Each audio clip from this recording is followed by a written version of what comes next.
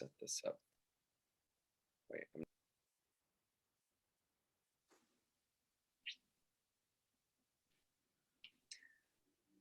Hello, world. Good morning, good afternoon. It is 12 o'clock somewhere, and I want to welcome you to Divine Masculine Mondays and this very exciting conversation about vulnerability that we're about to have with Mr. Dan Smith. So I'm going to wait for Dan to join us on Facebook. Hi, Lena. Welcome.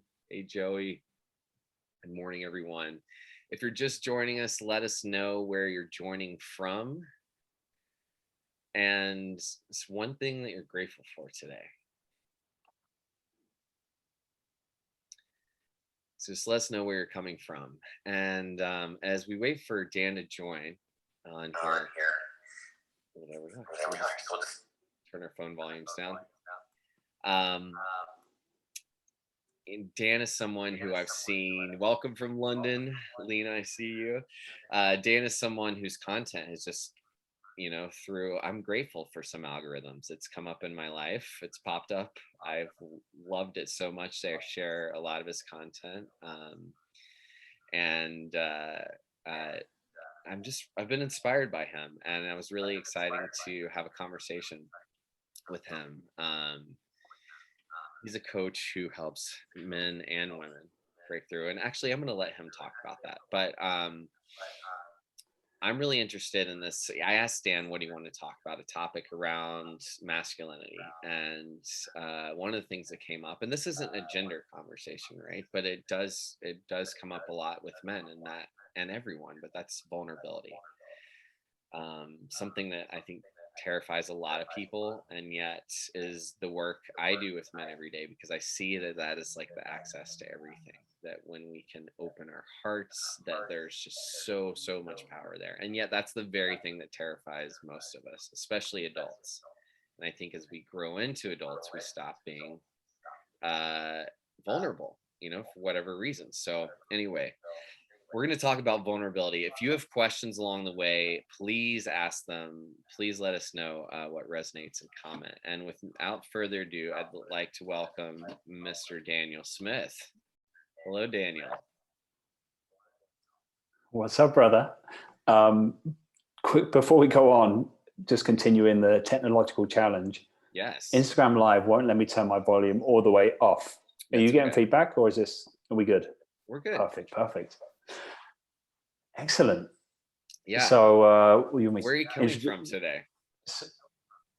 So I'm in sunny Southern California, and actually it's a little bit hazy this morning. I got a warning: don't go outside. Air quality poor. Oh. But I'm just outside of LA, and looking forward to moving back to Miami next month. Got it. And we've got some other people from LA watching and listening today. And Joey R. Curry coming from Syracuse, Lena from London, and welcome everyone who's here. Just grateful for you to be part of the conversation. Remind you to please join us in the conversation. So Dan, for people who don't know you, how would you describe yourself as a coach, as the work you do? So I'm a relationship coach, and as a relationship coach, my goal is to help people create conscious, aligned, and thriving intimate relationships. But it's a little bit of a sneaky back door into ultimately where most people struggle, I find, is the relationship itself. And the relationship we have with ourselves affects every relationship we have in our lives, intimate and other. My husband is my girlfriend that, looking outside of themselves as to the problems they're having. And yes, we can talk about relationship dynamics, but the first thing I do is I hold up a mirror, right? And show them something, right, that they're probably not looking at. And that is, how am I showing up? And how is the way that I'm being and seeing a situation affecting how I'm experiencing it. Yes, I love that. I love that you're talking about relationships. I am very passionate about anyone who works on relationships because I believe that everything is a relationship. We have a relationship with everything. We are in Mm. relationship with everything and each other and everyone. And I love the sneaky backdoor thing because it really is. People are like, oh, I'm coming to work on my relationship. You're like, great. So what are you doing? And they're like, whoa, you know, you hold up the mirror and ultimately it's about the relationship with ourselves, right? And I think even Mm. my wife and I just had a little meltdown this morning together, just holding space for each other. Fireworks brought up a lot for us last night, like Independence Day, the gun violence, Black Lives Matter, Indigenous people, and celebrating our freedom, right? And feeling like we're in the middle of a war zone and imagining people who are, and all these emotions came up, all this grief came up for us, and we were reacting to each other this morning. We caught it, but it was like, we were both dealing with the relationships with ourselves, and that was triggering stuff in our relationship with each other, right? But why we were able to get through it before this started, I was able to complete it in time for us both to go show up for other people. Is we were able to own like that this is our part, like there's stuff that we're dealing with, right? And looking at that, and I just so appreciate that we're talking about holding a mirror for people, because I think partners relationships can be really great mirrors, and it's really uncomfortable, and yet I feel like that's where the magic happens. And I love what you're talking about there, the transition, right? Because as coaches, we haven't got everything figured out, right?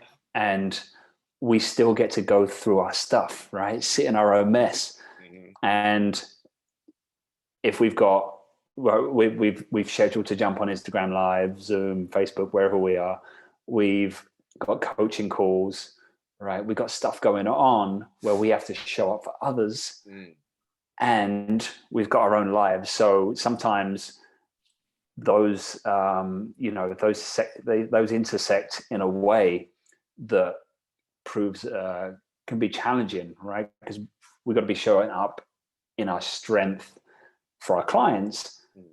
And also I think that's the power in also being able to show up in our vulnerability. And it's finding the balance, right? It's not black and white. There's a dance there. And how do we navigate these situations? Right? Anyway, I just wanted to touch on that before you moved on. Yeah, no, that's it. Yeah, it's I just think it's beautiful that you're doing this work, and it's inspiring. And I think a lot of people coming out of I'm seeing, and working with clients coming out of the pandemic still, that people are forgetting that we're still grieving as we're celebrating this quote unquote quote freedom. There's still all this fear underneath, and yet what I've seen is people dealing with themselves over the last 15, 16 months. And whether you want to be vulnerable or not, we kind of all were vulnerable. We were literally susceptible.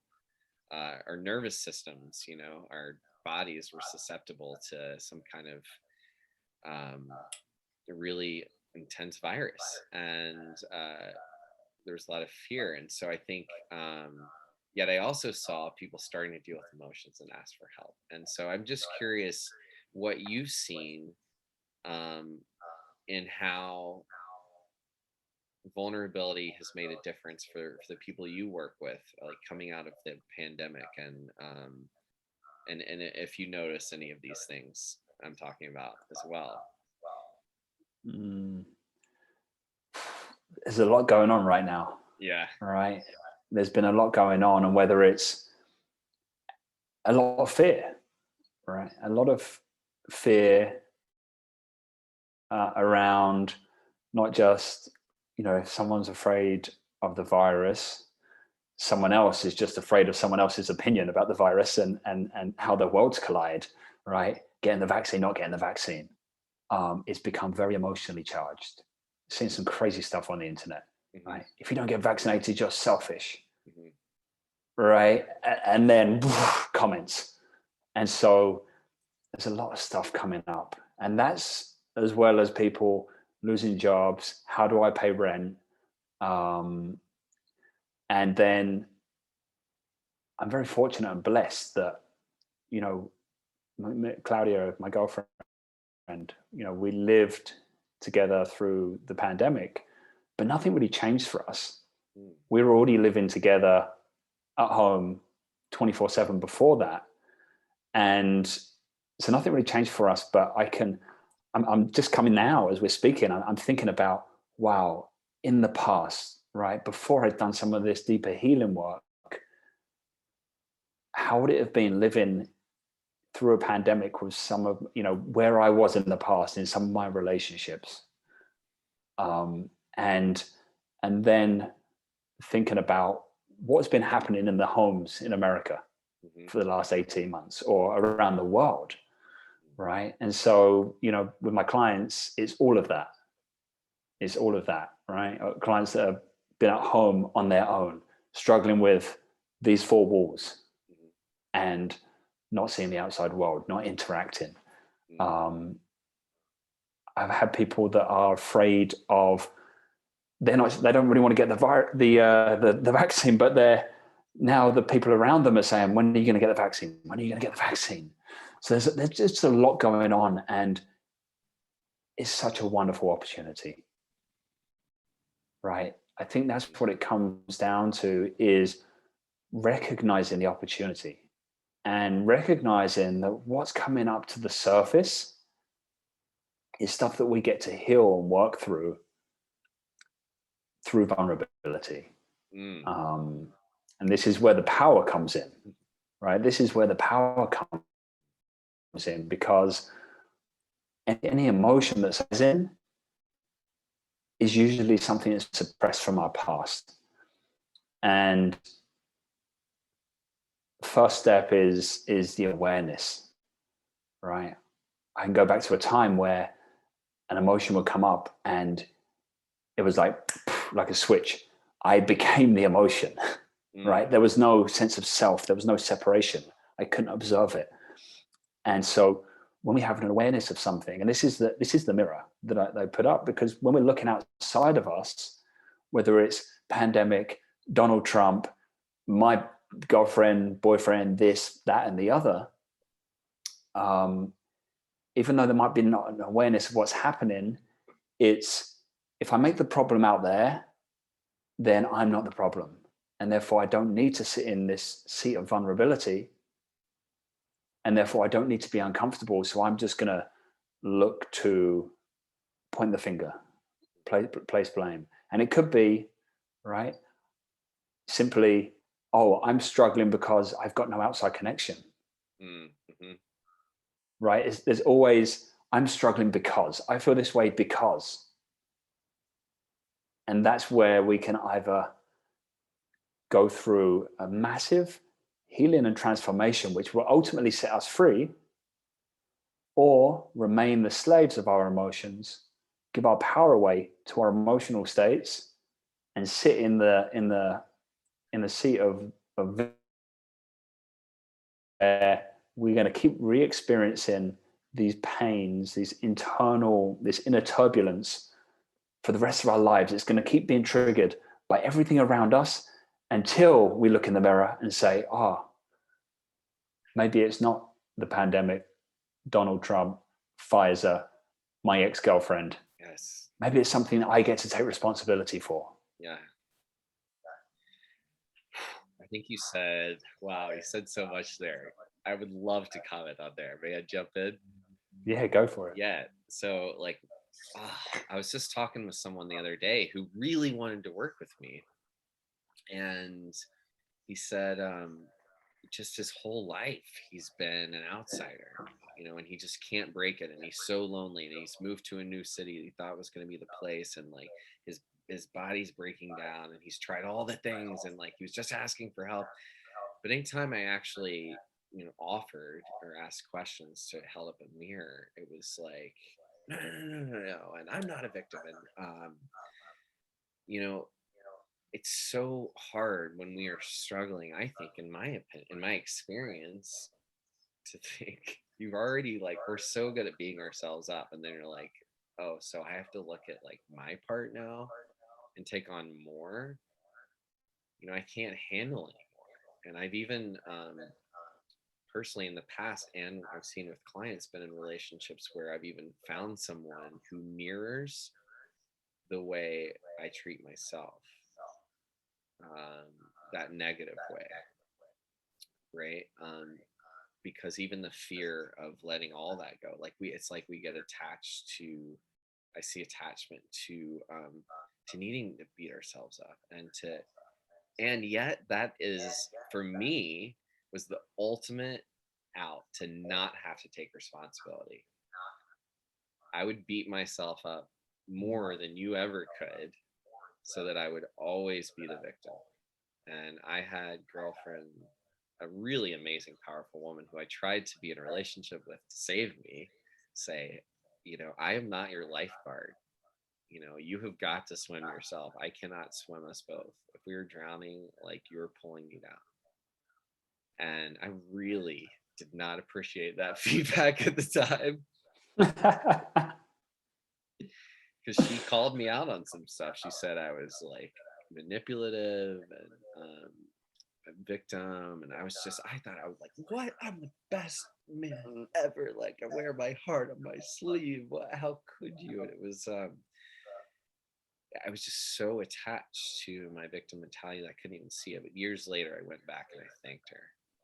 That was the conversation. I never forgot that. And that planted the seed that, the only person that can set me free is going to be myself. And I started to look at like what I put in my body, like drugs and alcohol and everything I was doing to escape reality, and really just escape taking responsibility for anything.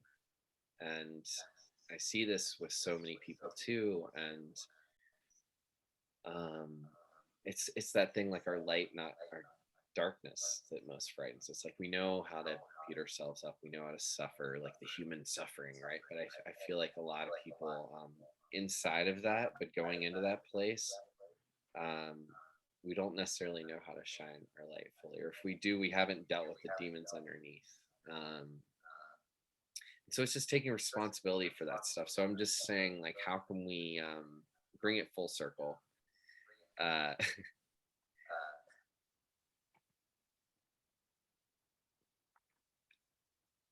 how can we own all the parts of ourselves and allow ourselves to be seen, take responsibility for that, and not have to be at the effect of our emotions necessarily, but that we can own it and then choose, right? um, but I just think there's so much power inside of vulnerability. And so I love that we're getting, like, I feel like we're getting up to this edge of like where the line is, right, between what what is vulnerability and what's responsibility. Like, where's the line of like a healthy boundary? Hmm. I think they go, I think they go hand in hand, right? You talked about ownership.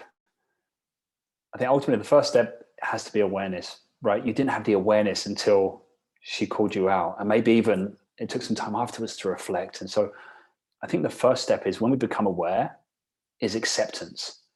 It's being in acceptance, because if we're not in acceptance, we're sitting in shame, and shame is a block to our healing, right? Because when we look at ourselves in shame and like, I'm a bad person, right? Right. I suck. Now, again, you're limiting your ability to step forward, and and you're not fully owning that part of you. We have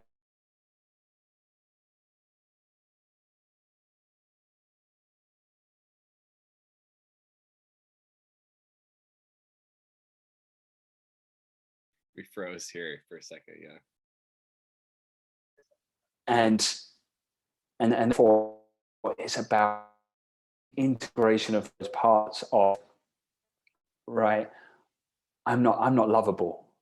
Why? Where did that come from? It might be because my mum didn't pick me up when I was crying for 20 minutes as a 2-year-old, and I don't even remember it, but I have this unconscious belief that I'm not lovable. But when we realize is like we have a self-worth issue, now we become ashamed of that. And it's like, I don't want to own that. I don't want to accept it because it doesn't feel good. So I'm going to keep it as a separate part of me. And then if I don't fully own it and accept it, I can't possibly integrate it because I'm I'm pushing it away, I'm hiding it. So it starts with awareness, of course, and then acceptance.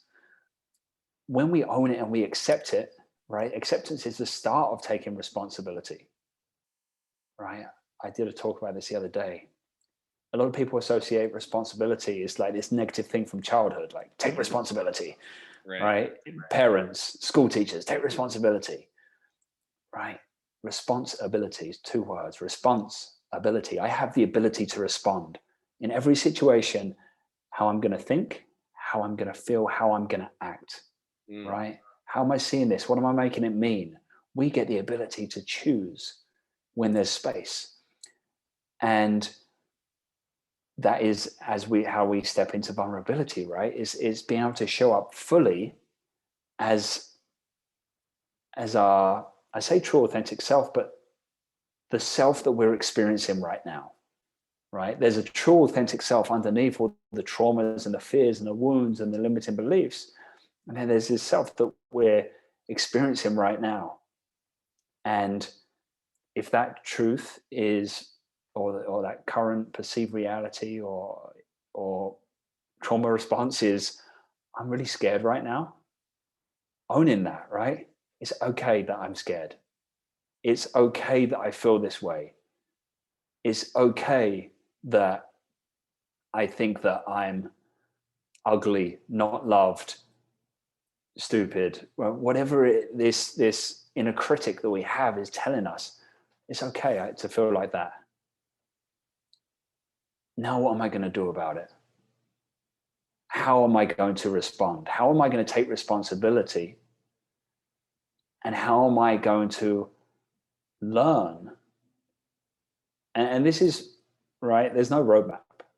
Right? This is not. There's not linear. There's no magic formula. But ultimately, how do I learn to give that, fulfill my needs myself, rather than I feel stupid, so I want you, Ben, to affirm to me that I'm not. Mm. The problem is when you're not there, I feel stupid again. Mm. Right? Or if you don't affirm back to me, now again I start looking outside. Why are you calling me stupid? Why are you making me feel stupid? Right? Not owning it, not taking responsibility. And this is a journey, right? There's the cliche. It really is a journey that we get to go on to figure this stuff out. And everyone's on their own journey, and wherever you are is perfectly okay. It's exactly where you need to be, right? It's exactly where you need to be because you haven't learned the next lesson yet. Whatever's showing up for you is a sign saying, look inward, right? There's something there that gets to be healed. Mm. I love that. I think I might have just gone off on a tangent there. No, no, I'm with you. I'm with you. I was with you every step of the way. And if you are listening, please let us know what's resonating. Just comment below. You Can said a I? lot of really beautiful Sorry, I things. just You want to come back here? there's a comment on Instagram. Someone said many of the impacts are from memories that we have. They are subconscious, and it's a great point to make. The memory might be subconscious, but the emotion is the gateway, right? And that's where the vulnerability comes in. It's like the emotion comes up. I don't feel good. I'm going to push it down so I feel good again, or I don't want anyone to know that I'm not feeling okay. So I'm going to put on a mask, put up a different persona, right, of how I'm going to show up in this space. But the emotion is the signpost to, okay, if this keeps coming up, something's not okay. Mm. Yes.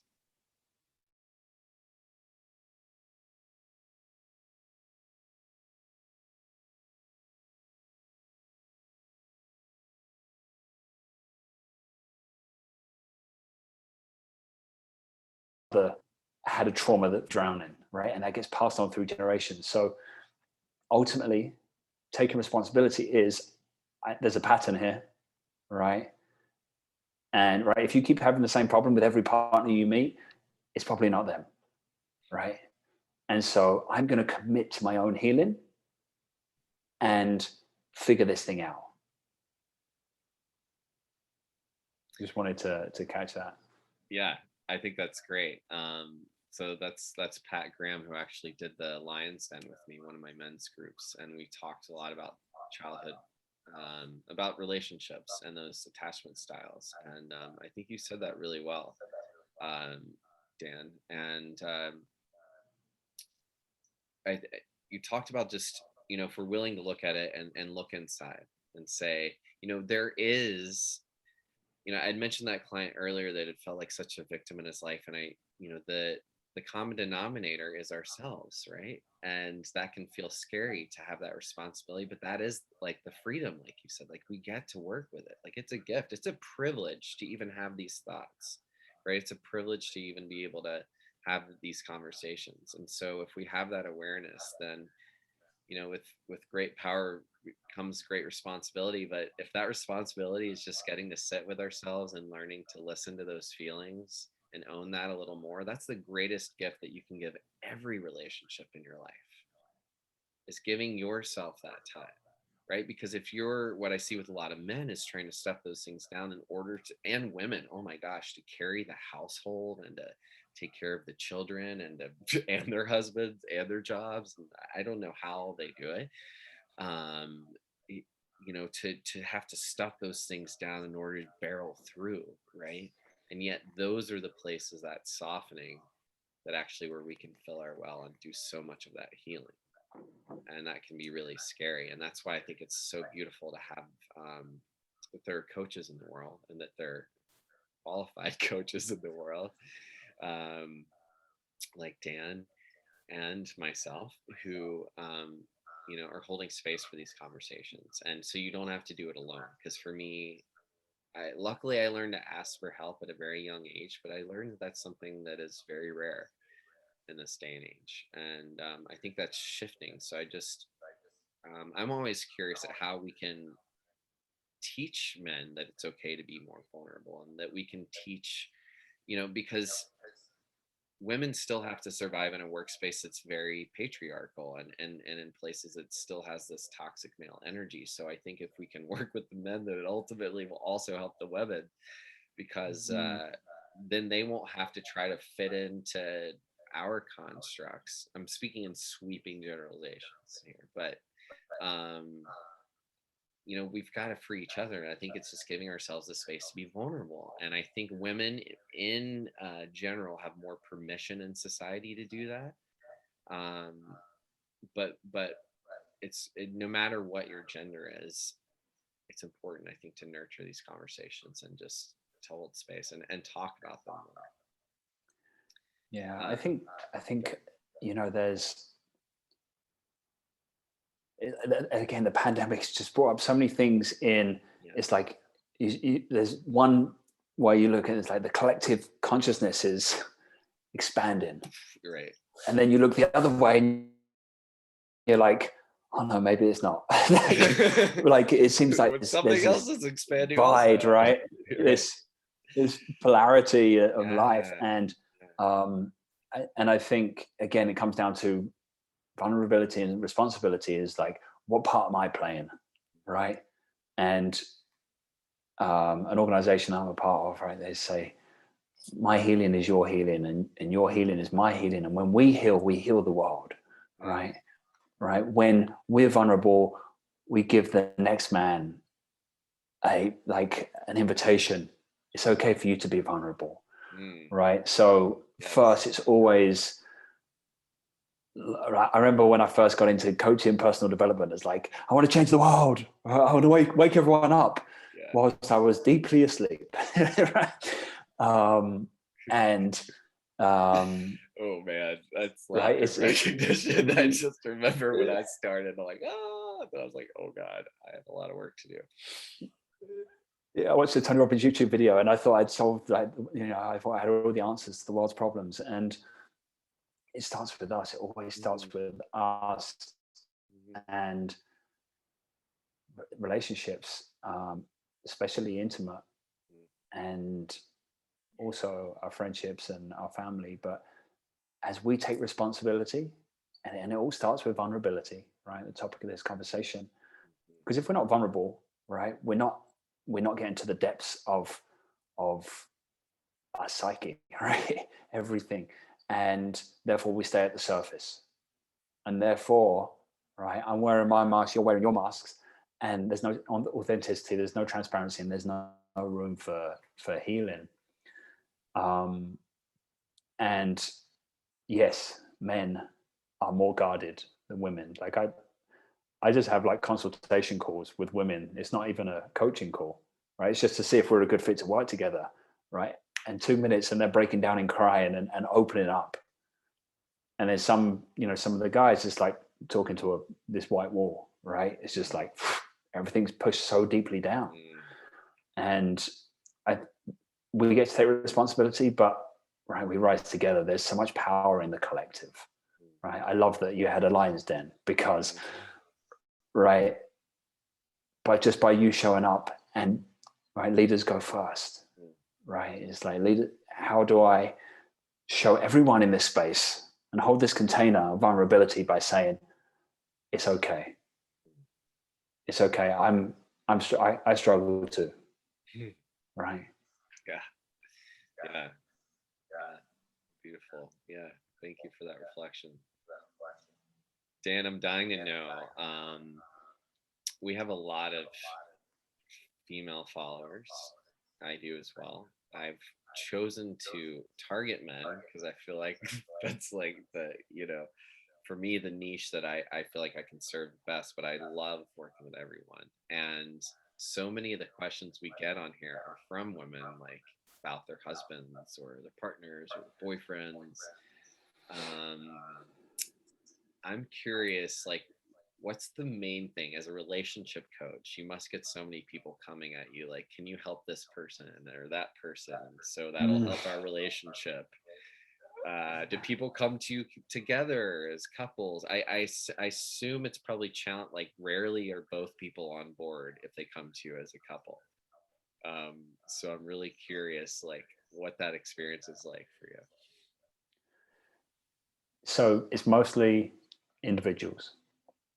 Um, Honestly, I'm pleasantly surprised, and um, I'm seeing a lot of people that are coming to me that are aware of some of their wounds and their patterns, and they're coming to me and say, "I want to work on this. I want to heal." And there was a time where, like me, I just wasn't problem aware. I didn't know what was going on. I just thought I was broken, right?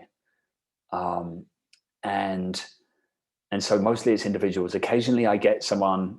I had someone reach out to me and is like, "I'm sending my husband to you. He's booking a call with you like next week," right? Um, And how that go with the husband? Actually, the one I'm thinking of right now, he did show up and own everything. Wow, beautiful. It got to that point, right? That's where he got to on his journey. But I think 70% of people who follow me on Instagram are women, Mhm. right? And if it's not them, if they're placing blame on their husband, their boyfriend, and what they're telling me is some version of, a lot of the time, he's not showing up for me in the way that I need. And so the mirroring question is, are you showing up for you the way that you need? Mm.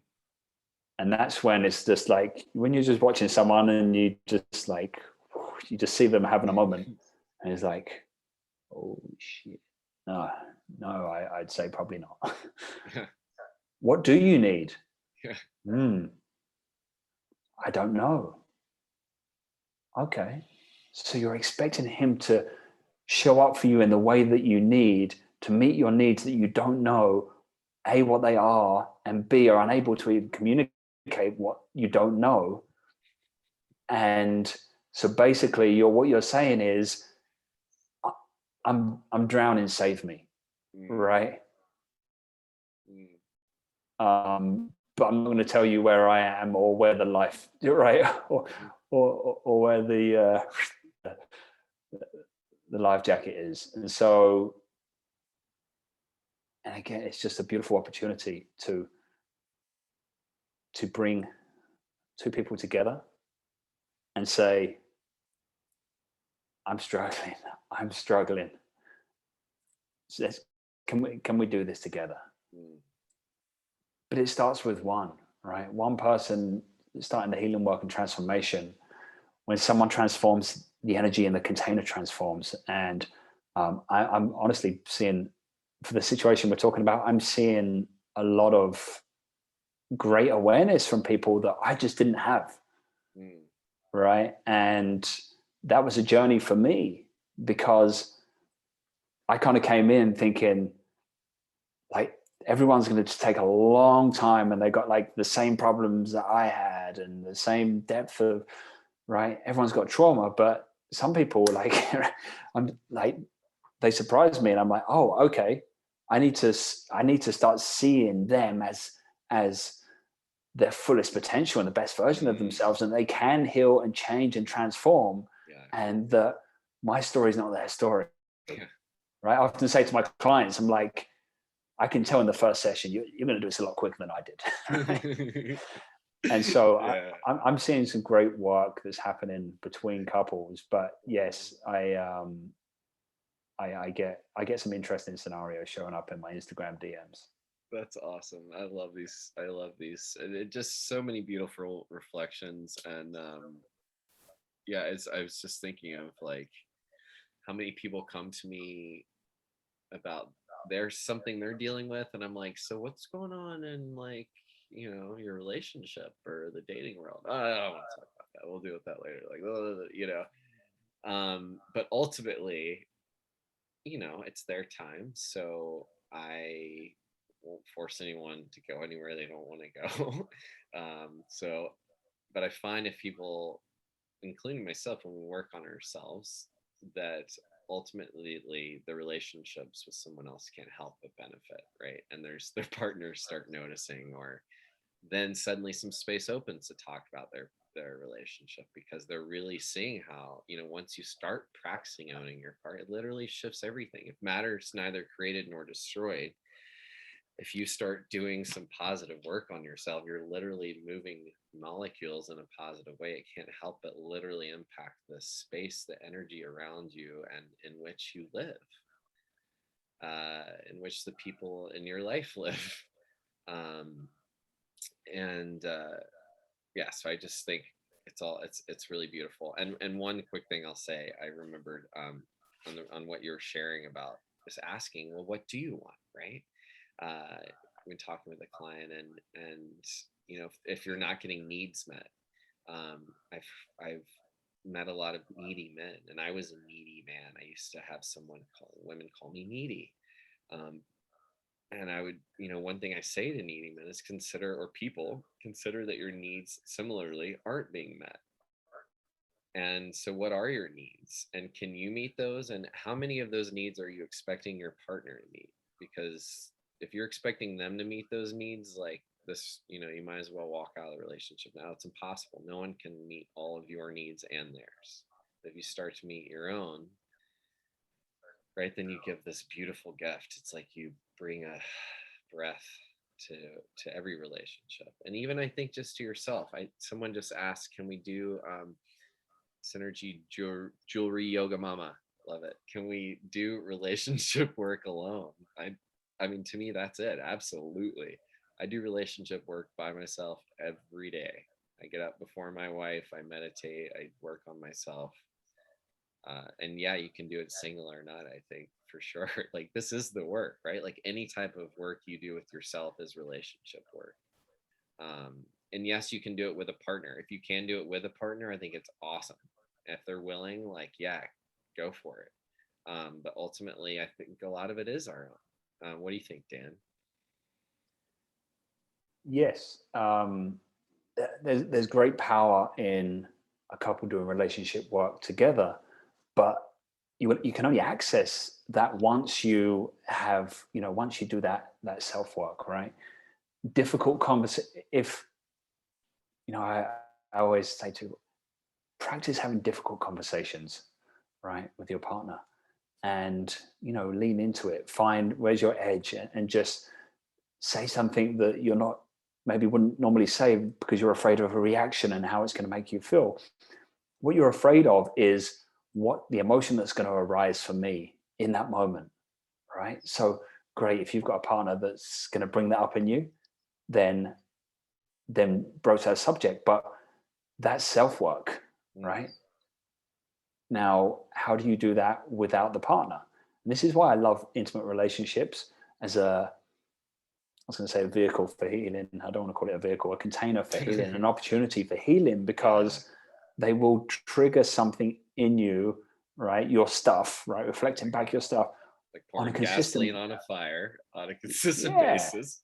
Very good. that doesn't happen when you're single, Hmm. right? So it's a wonderful opportunity. Okay, so what do I do if I'm single?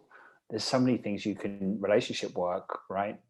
um, Shadow work. I'm not going to go into what shadow work is right now, but if people are watching and not sure, just Google it. Right, We've shadow talked work, about it here some too. inner child work, mirror work, and these are all things that are right. I'm bringing the unconscious conscious. Right, that's the awareness piece. Let's create new awareness around my patterns, my fears, my insecurities by asking myself good questions and going through journaling exercises. Um, and then secondly, 95% of relationship success happens before the relationship starts, right? It starts with everyone, most people get into a relationship because they meet someone that they have a connection with. Oh, this feels good, right? And so, okay, right, now we're going to the honeymoon phase. We're skipping down the beach, like licking ice creams, right? And We're gonna be together forever. yeah, it's like, oh my God, we've experienced past lives together. Yeah. Okay, all right, we'll see. Maybe, maybe. I'm not going to deny your experience, but how much thought went into the selection of this relationship, right? Mm. And something that I hammer home over and over and over again is the word alignment. Mm. Not just in relationships, but right, firstly, where am I in alignment and out of alignment inside of myself with my thoughts and my feelings and my actions in alignment with my values and the vision that I hold for my life? Well, there's a lot there, right? That's work right there. And now, what's my highest vision for an intimate relationship? And is the person that I've just met in alignment with that? Right? The number of times someone gets 5, 10 years into a relationship, oh, we're getting divorced, or we're breaking up, or right, we're cutting the engagement. Oh, why? He wants kids and I don't. Probably should have worked that out, right, at the beginning, Before you right? got yeah. It seems so basic, but it happens over and over again. But then, what are the other alignments? What are their values? What are their beliefs? What are their interests? Right? If you like going out all the time and they're a homebody, it can work. But again, are you considering these things?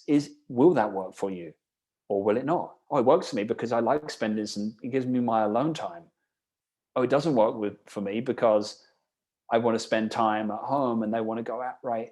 We need to start looking at our lives in alignment, right? Whether it's Mm. a relationship, a career choice, and that doesn't mean that this is going to be the one that I spend the rest of my life with, right? I believe we meet people that we need to meet at the right times, right? Harville Hendricks, a very well-known relationship therapist, he said, the purpose of a relationship is for two people to come together and heal their childhood wounds. And it's so true, right? We we often meet people unconsciously Good God. and through stuff that happens in childhood, and so what's an alignment for me right now, right? Yes, there's a wonderful opportunity for healing, but if there's a big misalignment with where you are in your life and where they're at in their life, or just who you are as individuals, right now we're out of alignment. Being out of alignment is the quickest way to experience a lot of pain and not have the opportunity to necessarily do the most effective work together, because you're just out of alignment. Mm. And so that's the relationship work. A lot of that's happening before you're in the relationship. That's beautiful. That's really powerful. The quote of, I mean, yeah, we're just, people are popping. You're getting the likes. It's blessed. It's landing. It's great. Totally resonating. And you said the purpose of a relationship, the quote was, is for two people to come together and heal their childhood wounds. And that can sound like a lot of responsibility too, right? And it's almost not like they can't do that for you, but just being in a relationship does heal wounds, right? And but I think again, it's so important to the alignment thing is awesome. And something that's coming up in the feed, I just want to talk about. Synergy Yoga Mama had said, well, what if the partner isn't doing the self work? And it's sad when you know it's time to walk away, but you can't. I hear that a lot as well. I've been on both sides of that relationship, and I I know personally. Well, Dan, what would you say to Um, the first one, I would say, so I love, it's usually never far. Oh, it's underneath my phone structure. I've always got a copy of the Power of Now. that? Oh yeah. I haven't, here it is, right? I haven't read this book for probably 2 years, and it's on my desk. and the reason is, it's just always around me. I didn't consciously put it there as like, just as a reminder. It's just always around me. And because the book, one, it changed my life. And I think if I could eliminate every book in the world other than one, it would be that book. And what he says is, right, we can talk about personal development, but ultimately it's about elevating the state of our consciousness, right? Yes. Creating new awareness, being able to recognize what's happening right now, right? And he says, questions he's asked is, well, what about if I'm elevating my consciousness and they're not, right? Don't worry about them. It's always about us. It's never about them and always about us. Well, if you start to evolve your consciousness, right, and shift your energetic state, two things can happen. One, they're inspired and they're noticing the shift. They're like, okay, I want to come along for this ride. Or maybe they feel that I need to. You don't need to, you get to, right? This is an opportunity. Or they're going to, right, they're going to try and pull you down, or because they don't want you to, right, to move away from them. What you're doing makes them feel uncomfortable. And so therefore there'll be a disconnect. It'll be a natural coming apart, right? If you're like, I'm leaving him, he doesn't do his work, right? From a place of judgment, here's the mirror, right? Where's that judgment coming from, right? It's simply, you know what? I love you and I respect you and we've had a wonderful time together, but I just don't feel like there's an alignment right now or anymore, based on our journeys and what we believe and the way we look at the world, right? Alignment. If it's coming from judgment, if it's coming from fear, right? Again, that's yours. That's your fear. Yes. That's your judgment. Right? Judgment is never about them. It's always about us. So, and again, that's where the awareness comes in. That's why this book, The Power of Now, am I aware of what's going on right now inside of myself, inside of this dynamic? And where am I taking responsibility and where am I not? How am I seeing this situation? Could I see it differently? Yes. Right? Awareness. Yes. Yes. Like, are you choosing to stay in a relationship that isn't in alignment for you and making your partner wrong for it? Mm. Right? Like, we have a choice in And everything. Yeah. and then the second question, right? I want to Yes. leave, but I can't. Right? Again, inward. What's coming up for me? Why can't I leave? What am I afraid of? What will happen if I leave? Have I, right? Have I tried to, is it like I want to leave because I'm not feeling in alignment or something's off and I can't yet because maybe I can fix it, but I'm afraid to have the conversation.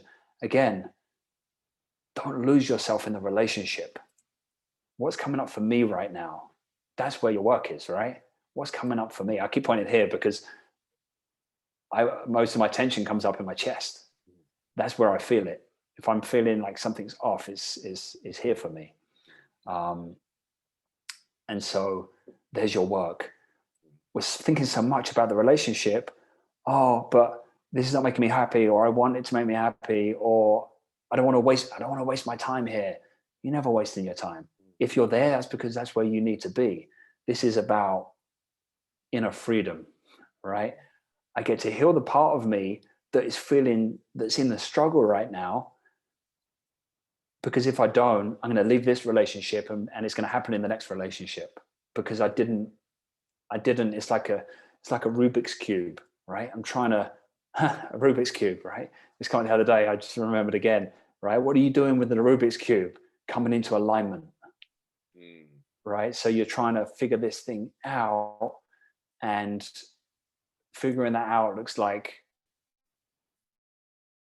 awareness, healing, releasing stuck emotions from our past, uncovering childhood traumas that are creating these patterns that I'm seeing in every relationship, thinking that the next one's Yes. going to be better because we live in this instant gratification world where I can just swipe left or right and hope that this one's going to be the person of my dreams.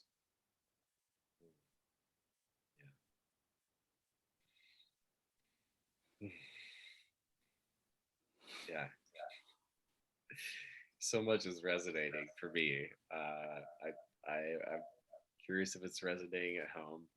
Um, Man, I just want to share something that came up for me. I just find it's helpful to share from my experience, right? My wife and I had gotten into it. Well, actually, that point is there's a all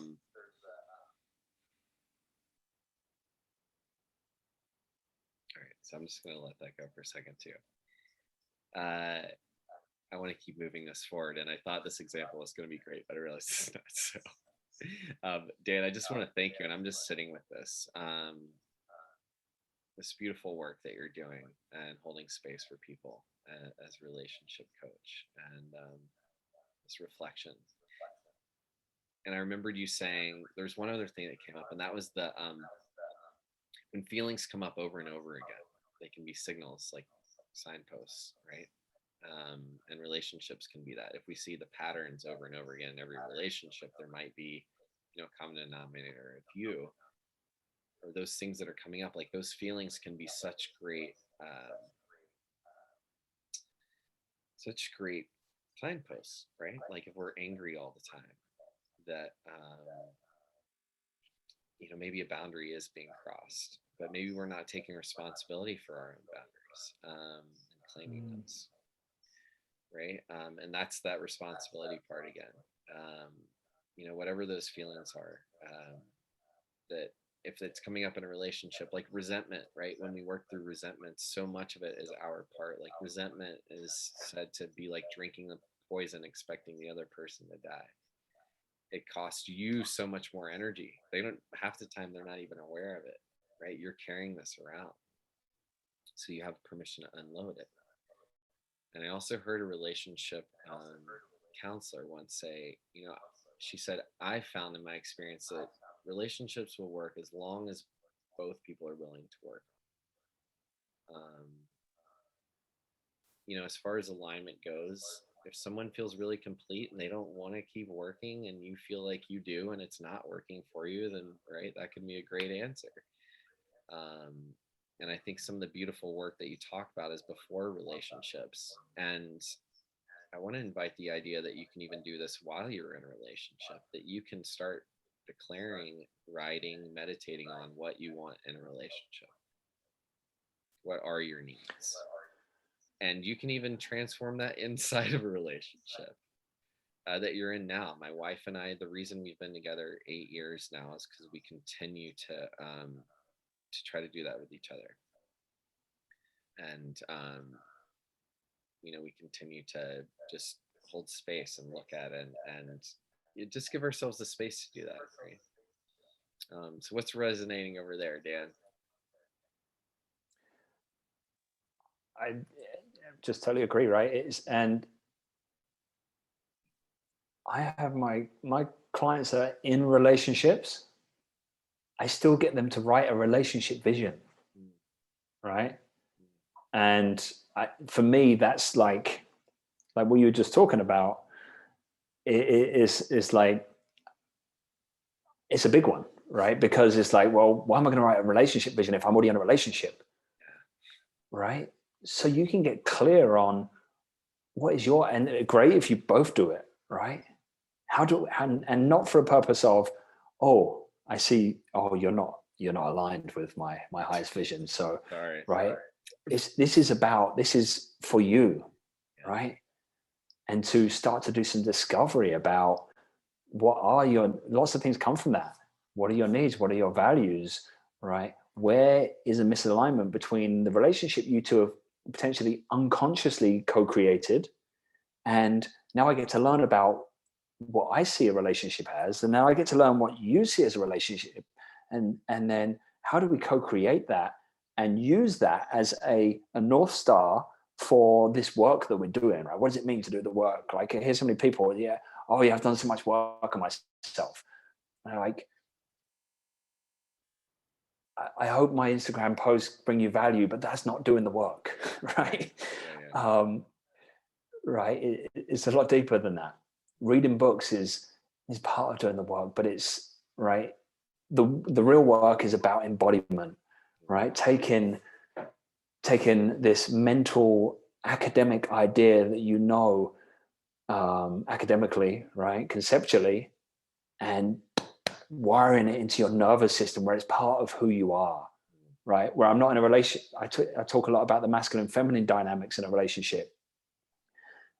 When I first started reading that, I started reading the books inside out, upside down, and then I'll go into the relationship and I talk about it to everyone.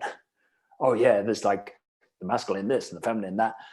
And then I'll get into a situation and just absolutely couldn't apply it, right? Because my head said, I know this, and my nervous system said, F you, right? You haven't embodied this yet, right? You haven't gone through the fire. Yes. And so, yes, we get to communicate the needs that we're just discovering to our partner. That is doing the work, right? We get to share with them our You learn relationship so vision much about them too that way. about ourselves and each other, and about, right? Yeah. There's three entities here.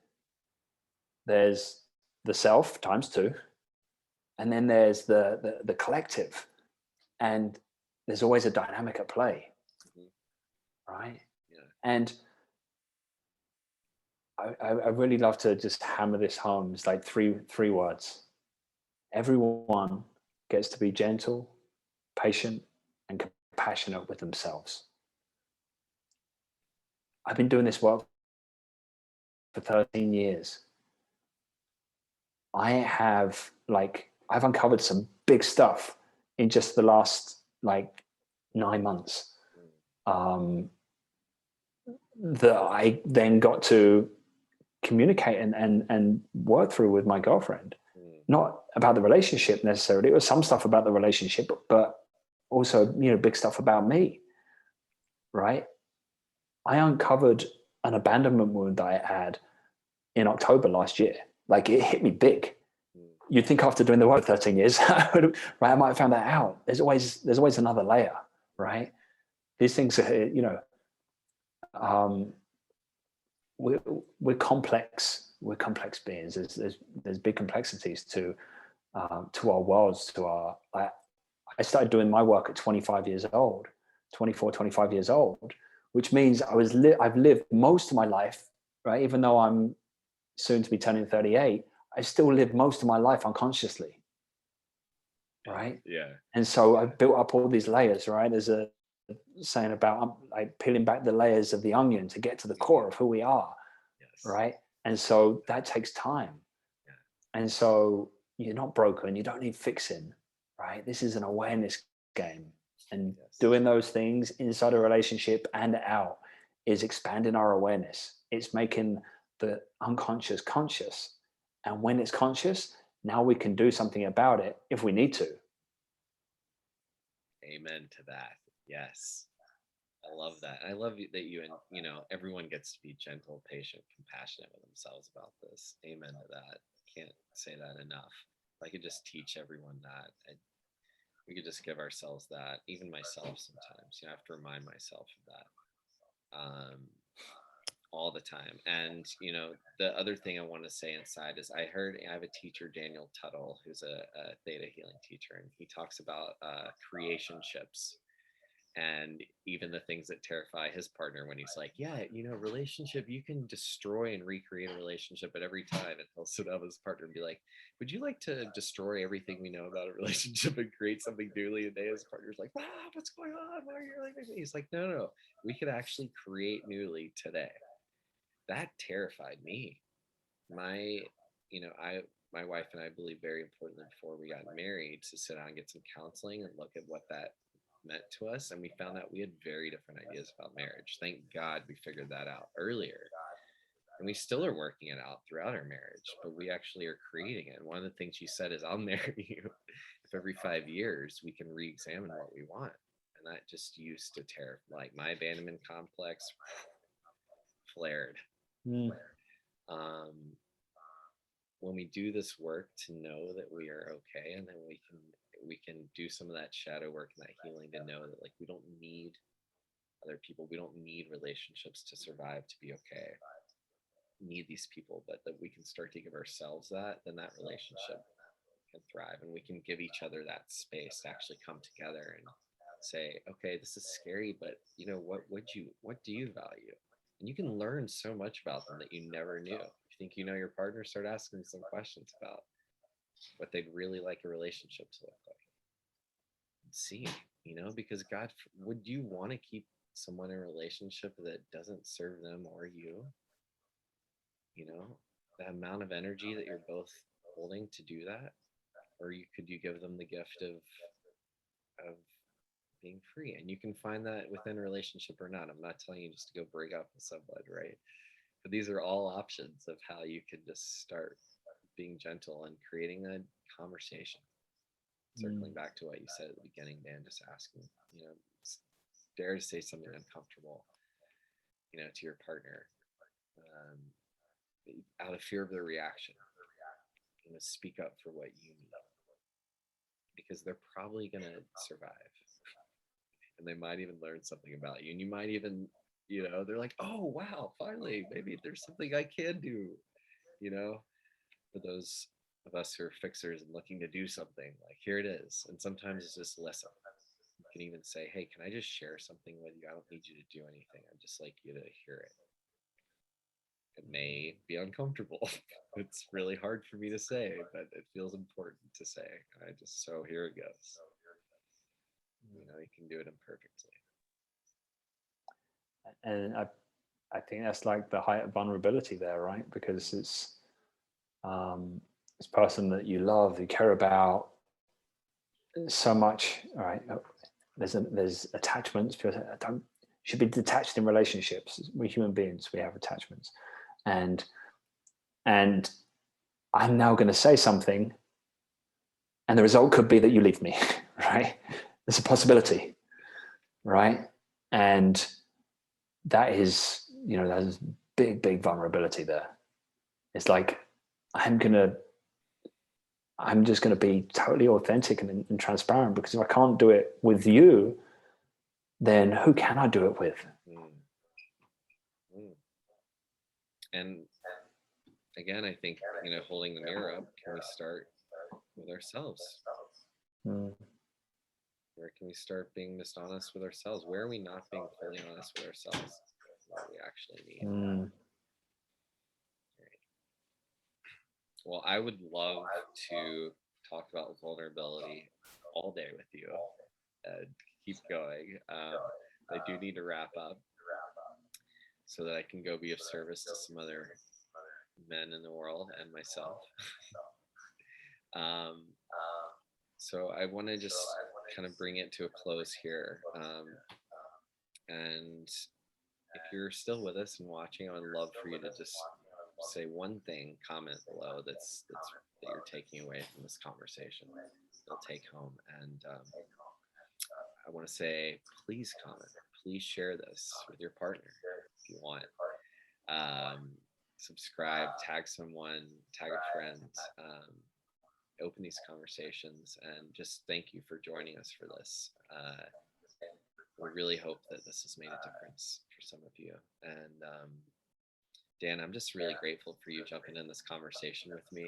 We've never met before today, for being vulnerable and sharing so much is beautiful experience and wisdom with us. I got a lot out of it. I know our listeners did too. Is there anything that you would like Thank to you for having say me. to It was feel, an absolute pleasure. yeah, to close, or I think we've got a delay going on. yeah, sorry, yeah, I could hear that. Is there anything you'd like to? I could hear myself. Anything you'd like to say to kind of close us out or leave our listeners with? I think we covered a lot, but your freedom is on the other side of everything that you're afraid of. Your healing, everything that we are fearing is keeping us imprisoned. And when we can step and sit in that seat of vulnerability, the prison doors open, right? It's like, I don't need to hide anymore, right? Because I'm just going to be me, right? I'm just going to be unapologetic and just freely me. And I know that's scary, but once we start building that muscle, right? Lean into it. You don't have to go from 0 to 100. Lean into it. But as we start building that muscle of vulnerability, it will free you. And that's the game right there, inner freedom. Because when we're totally free to fully authentically be ourselves, these things are no longer as scary. Well, they're still scary. They don't have power over us, right? They can still be scary. They don't have power over us. And not as much. Exactly. And so, right, freedom's a game. But gently, patiently, compassionately, you don't have to figure this out today. No. You don't need to read 10 books this weekend, right? Just one foot in front of the other. Yeah, absolutely. And seek help. Please seek, like, whether it's whatever that looks like to you, right? If it's not me and Ben, find someone, right? Because we're traumatized in relationship and we can be healed in relationship, right? We're moving towards a place of being able to self-regulate our emotions. The quickest way to get there is through co-regulation, where you can have someone carefully selected that you can start to process this stuff with in a safe environment. And it's a stepping stone to being able to do it for yourself. So, but most importantly, commit to yourself and your healing and your growth and your transformation, so that you can just enjoy life a bit better. Yeah. Yes. Amen to that. And having fun is always healing. Um, Dan, thank you so much for this. It really filled my cup, and I'm so grateful for this conversation. Thank you, brother. I hope I'd love to do something again. Please stay connected. And again, thank you everyone who's watching. We really hope this has resonated, and please share it because the algorithms respond so much more to things that are intense and heightened and traumatizing than this healing work of love. So if this has resonated, please share it, and thank you. Have a beautiful Monday, beautiful week, and we'll see you here same time, same week, same time, same day next week. Thank you very much, Dan. Take care. See you guys. All right. Bye.